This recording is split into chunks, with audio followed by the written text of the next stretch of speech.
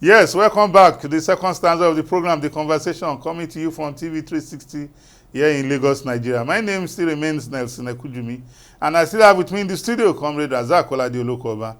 Comrade Olokoba, yes, this second stanza of the program, we want to look at the release of the Kuriga students, the school students who were abducted in Kaduna State, as well as the released students in Sokoto State. We want to give a big kudos to the Nigerian military for the tireless efforts they are putting in place to ensure that Nigerians are safe. Talking about insecurity, it's an understatement to describe what this military, what the security agencies are going through. Every day we hear of attacks here and there. We see their response. And then when these students were kidnapped, the government, as well as the military authorities, made a vow that they were going to rescue them. And for me, this safe return of these children, I watched it on TV yesterday, where the governor of Kaduna State, welcomed them, and they said some of them are back, but about 6 are in the hospitals, undergoing treatment.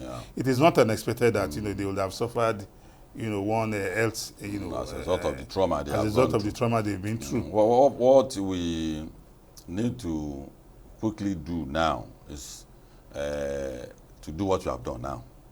We have to commend our military. The challenge in some other country is not up to this, and the military of such countries boycotted their services. So we should know that they are human beings. Many people that go to social media and say a lot of things about these men that are sacrificing their lives for us. It's not fair. It's not fair, because the danger of seeing such thing day in, day out is that it demoralizes the military. And it has a tendency of encouraging them not to be patriotic again. Don't forget that the bandits, the terrorists, offer give them juicy offer. They reach out to them. So if these juicy offers are turned down and they are back on assignment, knowing fully well that they might not come back with their life, and they see Nigerians on social media saying militaries are not the cause of all these things. Absolutely not. It's Nigerians and the political class. So, no, for me, it's even the failure of the family. Yes. Because nobody joins the military ordinarily to go and die. To go and die. You have joined the military to offer your services to your fatherland. So that's enough for us anytime we see them to commend them. Yes. And that is why we must condemn the killing of the soldiers in Delta State. It is totally condemnable. We condemn it, and we also must explain to Nigerians that I'm a human activist. There's a standard anywhere in the world. The moment you cross that line, your human rights is gone. It's gone. You cross the red line. You cross the red line. You kill police officer. You burn down police. We took about 100 to court now on Odi massacre, but our case was turned to shreds, because the first question is, what led to this? Killing of for some police officer, and the answer you will get is that there is no country in the world where you will kill police and you will expect that you will be talking about universal. No, nobody will. So the treatment that is meted out by the military to the people there, people ask me that, what am I saying about it? I told them, if you have any family in Okoma, take them and flee. You cannot establish the response of the military on this matter, and that place is no longer an habitation where you say there's a market, there's a school, there's a take and flee. That's why to every community in this country whose pattern of relationship with military is this kind of hostility, they should bear in mind that this is the treatment they will be getting. People went for peacekeeping, and they try to turn the narrative around that it's oil thing. Even if they are doing oil bunkering, What gives you the right to take another person's life? I mean, more so, and I mean, a security officer. No, that's even as at that, we must recognize that our military is peopled by Nigerians of different ethnic nationalities. Yes. The military guys that went to that village in some of them are not from Niger Delta. They are not. They are Nigerians. They are Nigerians. So we reserve the right to ensure that when military or security agencies are posted to our villages, it is for our own safety. And they are your guests. They must so you must treat them. We have this African hospitality culture. Where did we get it from? So the leadership in Nigeria Delta has some case to answer on this matter. And that is why, before Jonathan left, we made it a point to him that no matter what is going to take you, if you don't do something about the structure of Nigeria, this is the picture you are going to have about Nigeria Delta, and it's beginning to play out. So going back to the rescue children, it's a commendable thing. Whatever the government has done, whether they pay ransom, whether the life of one children there is more important than any ransom. Yes, absolutely. Because we have even been told that no ransom was paid. Nigeria has established a pattern that we can negotiate with terrorists. And when you negotiate, anything can happen. Russia don't have a habit of negotiation. They don't negotiate. If anybody is kidnapped, it's a collateral damage. Everybody, both kidnapper and the victim. So you hardly hear of any kidnapping in Russia. The same time, America may not declare you a collateral damage, but they will not negotiate with you. So it's not lucrative there. But in Nigeria, because of our configuration of ethnic differences, the black man might be there because it's not it is so place. So we decide to obtain adopt a pattern of negotiation, which is good.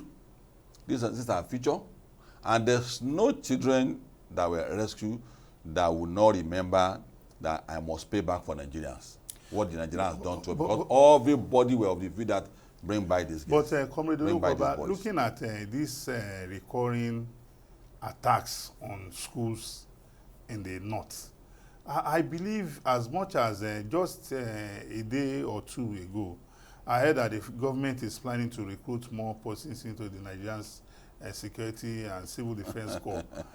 For me, looking at that school in Kuriga, I've listened to analysts, and if you look at the environment where that school is located, it's a safe or easy passage for crime of that nature to have been committed. So one expects that as much as we are commending our security agencies for this timely rescue, it is also important for us to do an introspection, to do an audit. Nothing stops you if a school is located in an environment that makes them vulnerable to this type of crime, kidnapping.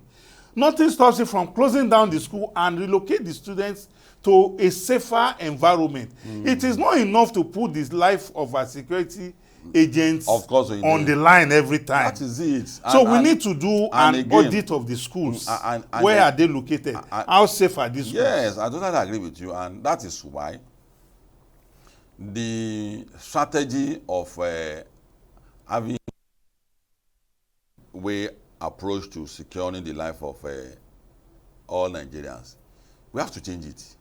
You must allow everybody, Nigerians, to take part in the security of their environment. If you don't do that, the pressure on the police will be too much. We have about 200,000 police in Nigeria. Less than 400,000. No, less than 200,000. It's less than 200,000. And 1/3 is they are following VIPs about. And in any case, the VIPs also must be, their life must be secured. Whereas, if we lift the burden away from the police, the standard is that there are institutions that can provide security for our VIPs. That arrangement should become in place so that you won't have to go back to the police again. All over the world, such concession is given to civilians, to the citizens, that such that at each local government there be security institutions.